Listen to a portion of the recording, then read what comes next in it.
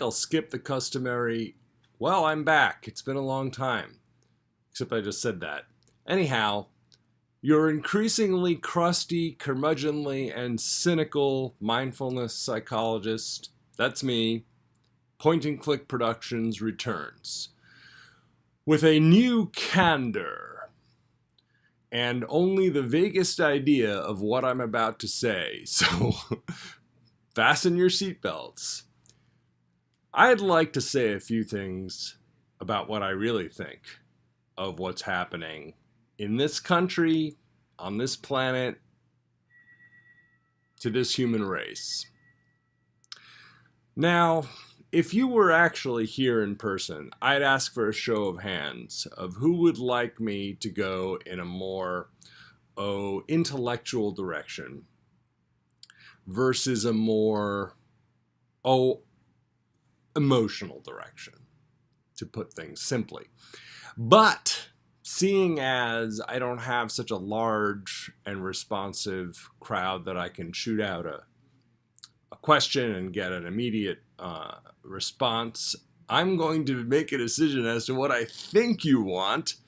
And then after the fact, if you want to comment on that, you're of course welcome to. I think people would like to hear something not hysterical. I think people would like to hear something calm. Angry, perhaps, but calm. I don't think we need another head here going really angrily and emotionally. I think we want something perhaps more leaning to the intellectual side, but not sparing or not avoiding the very real emotional component.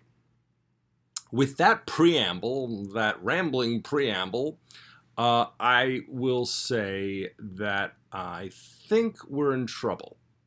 Now, that said, we've been in trouble before. Here in the United States, here on planet Earth. I mean, geez, we've seen a lot. We've seen the fall of the Roman Empire. Well, first of all, the establishment of the Roman Empire, which was pretty horrific.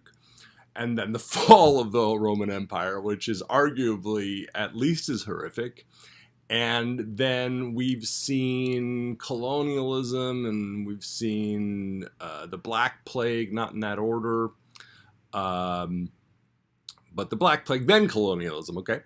And we've seen slavery, and we've seen the Holocaust, and we've seen countless Holocausts besides the Jewish Holocaust, to which what's the preposition here? Which is most relevant to me because I'm a Jew. But Pol Pot, Mao Zedong, Stalin, Rwanda, we've seen a lot of nasty, nasty stuff. So let's keep a sense of proportion here. What is happening in the United States is essentially that one party is taking over the entire system.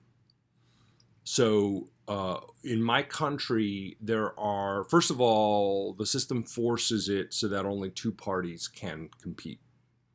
Now you may at this point interrupt. Wait a second. You're a psychologist. You're supposed to be talking about mindfulness. What are you doing talking politics? What do you think? What do you think you are? Who do you think you are? What do you think this is? Well, what I think I am is a human being. And what I think this is to demonstrate that mindfulness is not neutral.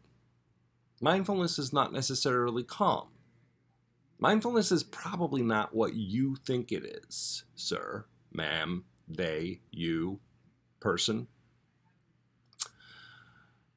It's a practice. And actually, it makes us better at whatever we want to do. You want to go do, I don't know, you want to go murder people? Mindfulness will make you better at that. You want to feed the poor? Mindfulness will make you better at that. You want to crash the system? Mindfulness will make you better at that. You want to be in law enforcement? Mindfulness will make you better at that. So that hopefully that clarifies that in a sense people look to oh gosh, I hesitate to call myself a leader, but people look to intellectuals, let's say, for some leadership, especially if they've heard things from us that that they've liked before, that they've found useful, that you have found useful. That I'm an intellectual is kind of beyond debate. I think that's not a very good thing necessarily. I don't think I'm complimenting myself there. Have a look at all the bloody books. There's a fox at least. That's the one sensible thing up on the shelf. Anyway, point being, we are in trouble. One party is taking over all three branches of federal government. And at the very same time, our founding fathers, and yes, they were all fathers, they were all identified as gender male, and they all had Y chromosomes in terms of the ones who were the framers of the Constitution and so forth. Although I'm sure women played a very important role, there are no founding mothers that I know of in terms of having played the same role or a similar role to Thomas Jefferson, John Adams, and all those cool cats, or not so cool cats, who owned slaves, stuff like that. But anyhow, they actually turn out to be very cool cats because they knew in the 18th century that someone was going to try to take over at some point and be king. And this is what's happening right now. Now, it's a little more complicated, or maybe a lot more complicated than I'm saying, obviously. And I'm not a political scientist. I'm a social scientist to some degree, but I'm not a political scientist. So I'm not going to get into, this is not our topic here primarily. I do want to acknowledge, though, how frightening it is for the people who don't happen to agree with this particular set of policies, and also for people who might even agree with many of these policies, but who are concerned for the long-term ramifications of one party, and especially one human being, attempting a complete takeover of the most powerful country, the most wealthy country, the most heavily armed country, and in that sense, the most dangerous country in the world.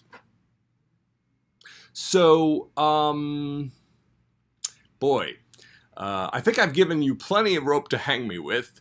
And if I don't get run out of town, actually, I overstate my importance. If I'm not entirely ignored, then I'll respond to questions and comments. I will delete all comments that are either threatening, incoherent, or otherwise objectionable to me. They'll be deleted.